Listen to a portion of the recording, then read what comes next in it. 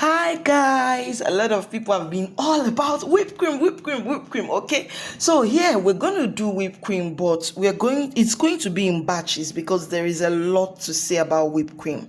Okay, so we have 200 grams of whipped cream, and we're going to use half cup of room temperature water. What did I say? Room temperature water. Should I say it again? Room temperature water.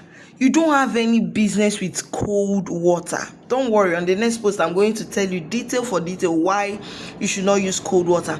You don't have any, the highest you can use is just cool water, not even chilled, cool water. So mix it. You can use your balloon whisk to just touch it up. I decided to shake it on your mixer to the lowest. Let it mix for about 1 minute. After that 1 minute, increase it to the highest and let it whisk for about 3 minutes. Some people's mixer can take 4 minutes, 5 minutes, but you know what? Just be observing it. Once it doubles in size and is getting thicker, just know that it's about to be ready or it's already ready. Look at it, take a close look. It's already firm. Your whipped cream is ready. You can see. At least you can see now that you don't have any business with cold water. See you in the next class. Cheers.